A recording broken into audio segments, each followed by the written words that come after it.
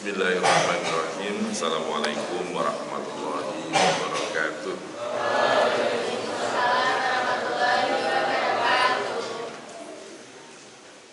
Bismillah, alhamdulillah, wassalatu wassalamu ala rasulillah wa ala alihi wa sahbihi wa mawal. Syukur alhamdulillah, pagi ini insyaallah kita memasuki hari yang ke-20. Artinya insyaallah ini adalah hari terakhir sepertiga kedua Ramadan, karena orang sering membagi Ramadan itu jadi 3 bagian, 10 hari pertama, 10 hari kedua, 10 hari ketiga.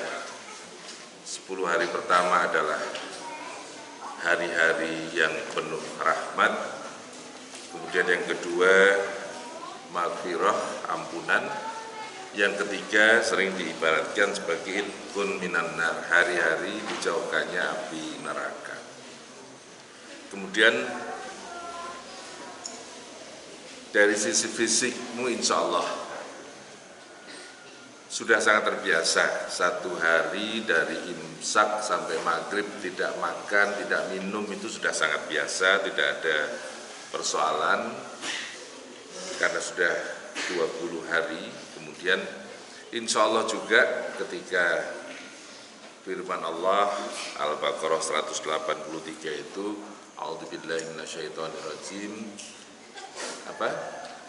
Ya ayyuhalladzina amanu kutiba alaikumus-syamu kama kutiba alal ladzina min qablikum la'allakum tattaqun.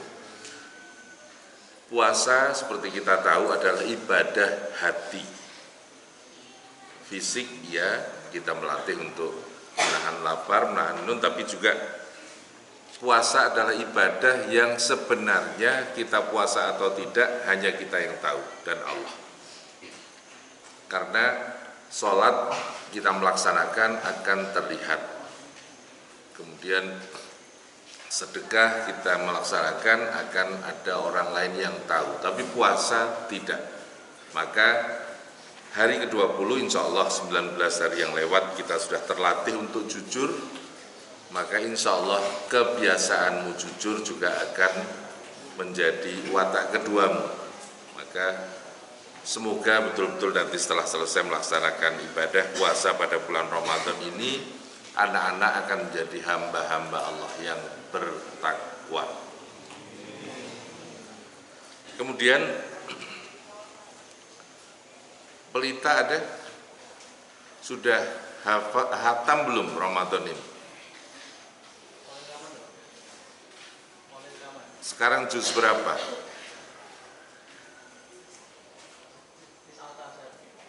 Oke,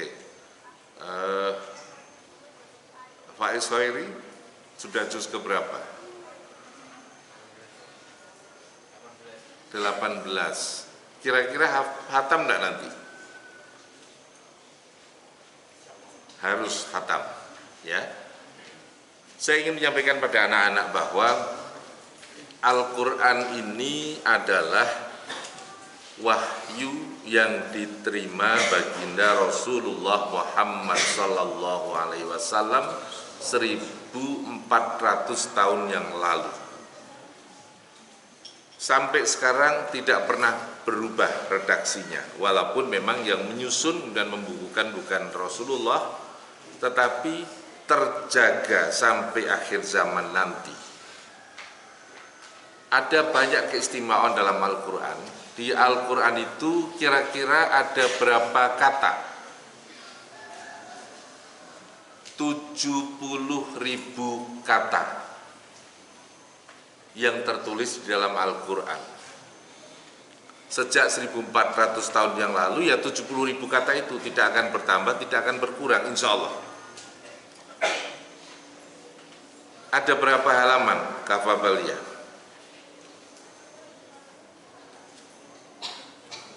Satu juz itu 20 halaman, 30 juz berarti 600 halaman. Iya, ada 600 halaman dalam Al-Quran itu. Kemudian yang anak-anak mungkin belum pernah menghitung, tapi nanti kalau kamu mencoba menghitung, kalau manual susah, apalagi 1400 tahun yang lalu. Tapi kalau kamu dengan bantuan komputer insya Allah sangat mudah. Tetapi itu kemudian ternyata membuktikan banyak hal, bahwa Al-Quran ini betul-betul mukjizat yang diterima Rasulullah dari wahyu Allah Subhanahu wa Ta'ala. Contohnya apa? Misalnya, kata pria dan wanita di dalam Al-Quran itu masing-masing disebut 24 kali. Sama jumlahnya. Pria disebut 24 kali, wanita disebut 24 kali. Itu 1400 tahun yang lalu. Kalau karangan manusia dari 70.000 kata semua dalam Al-Quran menyisipkan 24 sama pria dan wanita itu hampir mustahil. Kemudian di dalam Al-Quran juga kata bulan itu disebut 12 kali.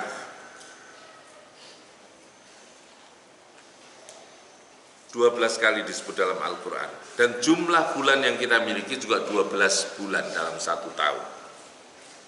Kemudian hidup dan mati itu 2 kata yang saling berhubungan. Ada hidup pasti karena ada mati. Ada mati karena pernah hidup, pasti. Itu masing-masing kata hidup dan mati disebut 145 kali. Tidak kurang, tidak lebih. Kalau tidak percaya silakan dihitung. Dari Al-Baqarah, Alif Lam Mim Dzalikal Kitabul La Raiba Fihi Hudal lil Muttaqin dan seterusnya sampai An-Nas. Qul a'udzu birabbin nas, surat terakhir itu coba dihitung. Kata hidup dan mati semuanya sama 145 kali. Itu kalau karangan manusia hampir tidak mungkin, apalagi 1400 tahun yang lalu. Dan kamu tahu bahwa Rasulullah Muhammad SAW sendiri adalah orang yang tidak pandai membaca dan menulis waktu itu. Tiba-tiba kemudian menerima wahyu, ketika dibukukan banyak hal yang sepertinya tidak masuk akal, tapi ternyata ada di situ. Bukti bahwa Al-Quran memang mukjizat dari Allah untuk Nabi besar Muhammad Sallallahu Alaihi Wasallam.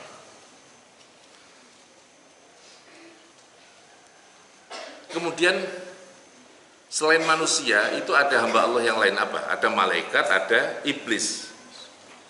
Malaikat dan iblis itu sama disebutnya dalam Al-Quran jumlahnya masing-masing 88 kali. Kok bisa? Allah alam. Coba nanti sekali-kali anak-anak membaca. Karena sekarang saya hampir yakin bahwa kamu membaca Al-Quran itu sudah cukup senang ketika bacaannya lancar, makhrajnya bagus, tajwidnya bagus. Belum dicoba dipahami maknanya. Padahal kita sebagai santri sering saya ingatkan ada panca baca. Yang pertama baca Al-Quran. Kenapa? Karena tuntunan hidup manusia semua ada di dalamnya. Kalau kita punya masalah, larikan ke dalam Al-Quran, pasti jawabannya juga akan kita temukan. Tapi masih sangat banyak dari kita, bahkan mungkin hampir semuanya, sekedar lancar membacanya, sering membacanya, sudah merasa cukup. Padahal disitulah tuntunan hidup manusia. Maka bacalah, tapi pelajarilah, pahamilah, sehingga nanti kamu tahu bahwa kandungan di dalam Al-Quran itu semuanya adalah petunjuk untuk kita hidup di dunia. Apakah Al-Quran itu kemudian tuntunannya juga untuk kehidupan di akhirat? Tidak. Di akhirat kita tidak perlu tuntunan Al-Quran, karena di akhirat kita tinggal menerima apa yang kita kerjakan di dunia dengan pedoman Al-Quran tadi. Jadi mulai sekarang coba, Alif Lam Mim itu apa maknanya hanya Allah yang tahu. Tapi dzalikal kitabul la raiba fihi itu kamu coba pahami, bukan sekedar diartikan dalam bahasa Indonesia, tapi pahami. Karena Al-Quran tidak bisa diterjemahkan. Tapi ketika kamu mengerti bahasa Arab, insya Allah bisa dicerna, dipahami, dan kemudian diamalkan. Kemudian tadi malaikat dan iblis sama-sama disebut 88 kali. Ada lagi apa? Kehidupan di dunia dan kehidupan di akhirat itu disebut di dalam Al-Quran masing-masing 115 kali. Tidak kurang, tidak lebih. Masa iya? Coba baca dan coba hitung, nanti akan ketemu. Jadi pertama tadi apa? Wanita dan dia masing-masing disebut 24 kali, kemudian bulan disebut 12 kali, hidup dan mati 145 kali, malaikat dan iblis masing-masing 88 kali, kemudian kehidupan dunia dan akhirat 115 kali. Apa masih ada yang lain? Masih. Apa misalnya? Hari dalam sebulan disebut 30 kali. Kemudian dalam setahun disebut 365 kali. Di dalam Al-Quran 1400 tahun yang lalu, ketika komputer belum ada, ketika orang baca tulis juga masih sangat terbatas jumlahnya. Karena saya kecil dulu, saya sudah tamat SD, di desa-desa itu masih ada sekolah untuk orang-orang tua. Judulnya apa? PBH, Pemberantasan Buta Huruf. Karena masih banyak orang-orang tua di desa-desa yang tidak mengerti baca dan tulis. Apalagi ini 1400 tahun yang lalu. Allah sudah menurunkan wahyu lewat malaikat Jibril pada Nabi kita Muhammad SAW, dengan ternyata isinya itu ada 70.000 kata dan masing-masing tadi itu jumlahnya seimbang. Ini mukjizat. Kitab suci yang lain bagaimana? Aslinya kitab suci yang lain itu dari Allah, tapi kemudian kitab-kitab yang lain itu kemudian sekarang ditulis manusia dan menurut kepentingan mereka sendiri. Jadi sudah tidak sama lagi dengan yang diturunkan pertama dulu. Yang masih tetap terjaga hanya Al-Quran. Kemudian ini hari ke-20. Anak-anak harus yakin bahwa Allah itu sangat sayang pada kita. Buktinya apa? Dalam salah satu ayatnya di Al-Quran, A'udzubillahi minasyaitonirrajim, man soma, hadis itu bukan Al-Quran. Man soma Ramadhana imanan wahtisaban ghufira lahu ma taqaddama min dambi. Yang puasa, melaksanakan puasa karena iman dan mengharap ridho Allah, pahala Allah, akan dimaafkan dosa-dosanya yang telah lalu. Agama lain tidak ada yang begitu. Islam dengan puasanya memberi kesempatan kita untuk membersihkan diri. Anak-anak mungkin boleh mencoba itu di kertasmu, di buku itu, tidak usah dicoret. Kamu titik saja. Setiap kamu melakukan kesalahan, pasti hatimu tahu. Contoh misalnya kemarin ini saya dengar, saya ingin tanya dulu yang besar ini, yang kerudungnya merah. Bullying itu apa? Iya, membuli orang lain. Membuli itu apa? Tidak selalu berkata tidak baik. Kalau dua orang bercanda sampai seperti apapun tapi dua-duanya gembira, itu bukan bullying. Tapi dua orang, yang satu berkata-kata kemudian yang satu menjadi tidak suka, apalagi menjadi sedih, itu namanya bullying. Maka jangan sampai terjadi kalau ada anak mengejek. Dulu saya marah sekali ketika ada santri, sekarang tidak ada, insya Allah sekarang santrinya sudah tidak jahiliyah lagi, memanggil temannya itu panggilan nama bapaknya. Misalnya siapa? Gibran, dipanggilnya Wiwi Jokowi. Itu tidak boleh karena membuli orang tua.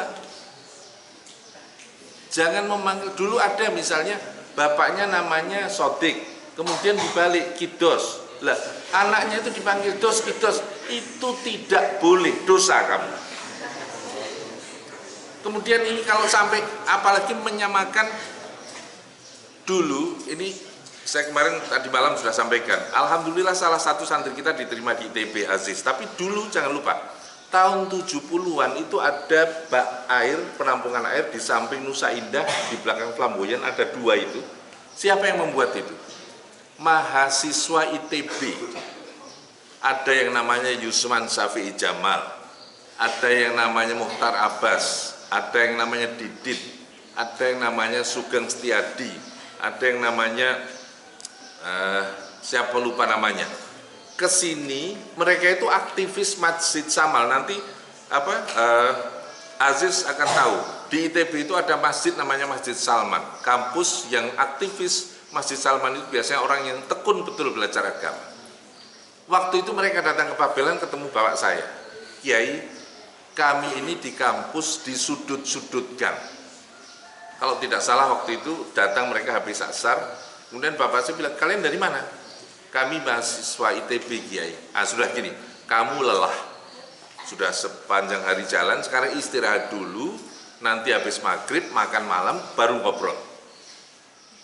Mereka akhirnya istirahat, ditaruh di ruang tamu, mandi segala macam, ba'da maghrib ke rumah, kemudian diajak makan bareng. Kemudian almarhum nanya, gimana tadi kalian merasa disudut-sudutkan? Tinggal di mana kalian?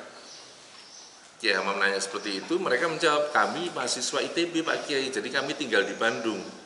Tapi asli kami macam-macam, ada yang dari Sumatera, ada yang dari Solo, ada yang dari Jogja. Lah itu dia, kata almarhum. Yang saya dengar, kata Kiai Hamam waktu itu, mahasiswa ITB itu pinter-pinter. Setelah ketemu kalian ternyata bodoh-bodoh. Sambil tertawa beliau.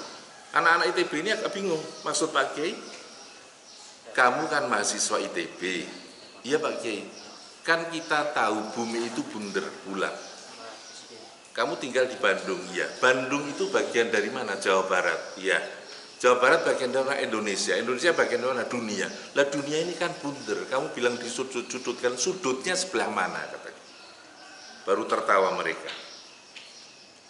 Akhirnya terus sama Kiai, mereka malah justru kasar nyantri di sini. Yang kemudian kita tahu Pak Muhtar Abbas itu menjadi kepala desa Pabelan waktu itu. Kemudian Pak Yusman Safi Jamal menjadi Menteri Perhubungan zaman Pak Harto, 88, ya masih zaman Pak Harto waktu itu. Kemudian jadi mereka menjadi orang-orang besar, tapi nyantri di sini dan di sini lama. Akhirnya apa? Mereka lihat bahwa di Pabelan itu ada desa, ada sungai, namanya Sungai Pabelan juga. Tapi sungainya itu lebih pendek 12 meter dari desanya. Akhirnya mereka membuat teknologi bagaimana air itu bisa dipompa naik, namanya pompa hidran. Kemudian dengan tenaga air itu, air tersedot naik ke desa, lalu ditaruh di bak penampungan itu, dijernihkan, kemudian didistribusikan ke seluruh pesantren untuk mandi semua santri. Waktu itu. Jadi ITB dengan Pabelan ini bukan orang asing. Hanya sekarang baru resmi ada santri Pabelan bisa masuk ke ITB. Tapi dulu banyak alumni ITB yang merasa juga sebagai alumni Pabelan. Nah, jadi tadi orang yang berpuasa karena Allah itu dosanya akan dihapus. Tadi kamu ambil kertas, tidak usah dicoret. Kalau kamu melakukan kesalahan, dititiki saja. Habis berkata kasar, titik 1. Nanti agak siang kamu berbuat salah apalagi titik 1. Tidak sampai 1 tahun halamanmu itu akan penuh dengan titik-titik noda kesalahan. Apalagi hidup kita dalam 1 tahun. Pasti kita juga melakukan kesalahan-kesalahan. Hanya Islamlah dengan kebesaran Allah diberi kesempatan kita untuk menghapuskan dosa-dosa yang telah lalu itu dengan cara apa? Berpuasa karena Allah. Kemudian di dalam Al-Quran juga banyak sekali jawaban-jawaban pada kalau sampai kita mengeluh. Contoh misalnya, kalau kita mengeluh karena kegiatan banyak kemudian merasa sangat lelah. Aduh capek sekali aku ini, kerjaanku banyak sekali, nggak selesai-selesai, dari pagi sampai malam belum selesai juga. Di dalam surat An-Naba, dari amma yatasaalun itu kemudian ada yang ayat 9 itu wa ja'alna naumakum subata, dan kami jadikan tidurmu itu sebagai istirahatmu. Ada di dalam Al-Quran. Kemudian kalau kamu mengeluh lagi yang lain apa misalnya? Kalau saya ini hidup melihat sana kok enak sekali, hidup saya ini serba susah, kekurangan, bebannya berat. Jangan pernah lupa di dalam Al-Quran ada ayat yang mengatakan apa? La yukallifullahu nafsan illa usaha. Allah tidak akan pernah memberi hambanya cobaan di luar kemampuan hamba tadi untuk menanggung cobaan yang diberikan. Kemudian kalau ada orang, anak remaja itu biasanya apa? Kalau lagi pikirannya nggak fokus, nggak bisa mikir, sedih, itu apa namanya? Galau. Aduh, aku galau sekali.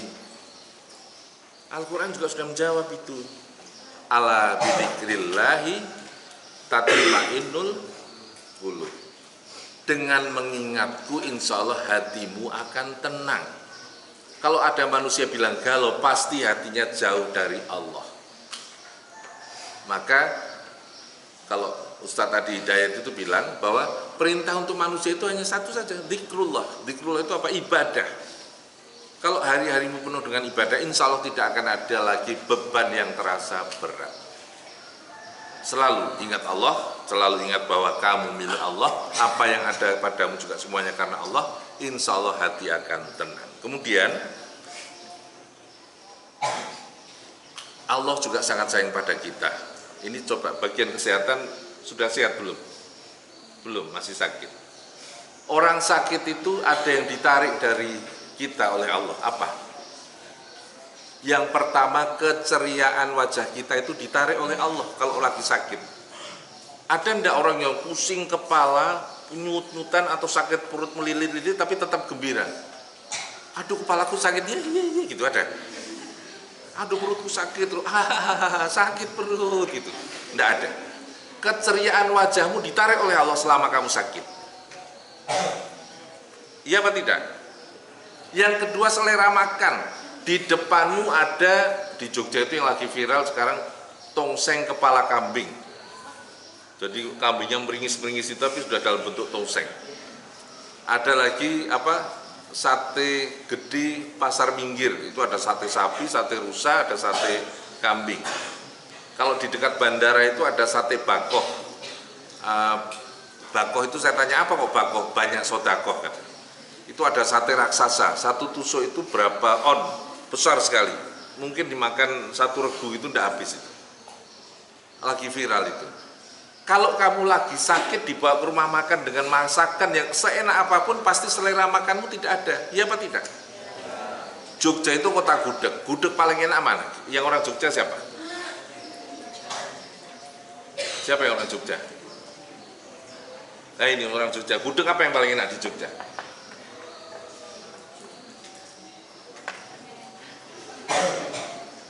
Adiknya mana?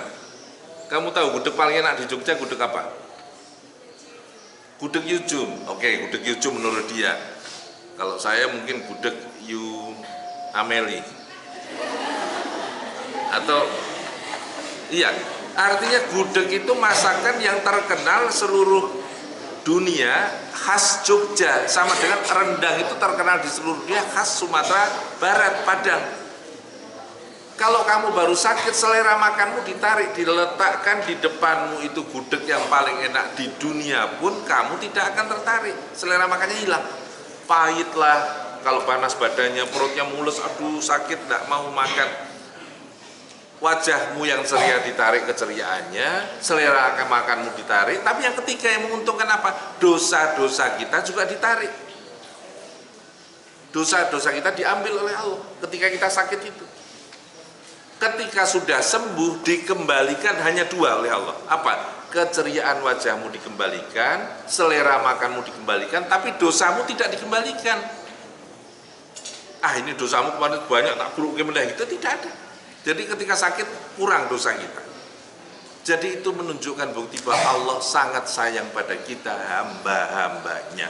Maka kalau ada hamba Allah yang lupa pada Allah, kemudian tidak mau zikrullah, itu hamba yang sangat sesat.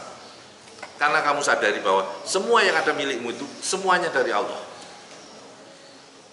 Coba sekarang kamu jalan, terus siapa yang dulu disakar kucing itu? Siapa? Mana manusianya? Iya. Waktu kamu dicakar kucing itu yang dicakar apanya? Kaki. Tapi terasa sampai kepala apa tidak sakitnya?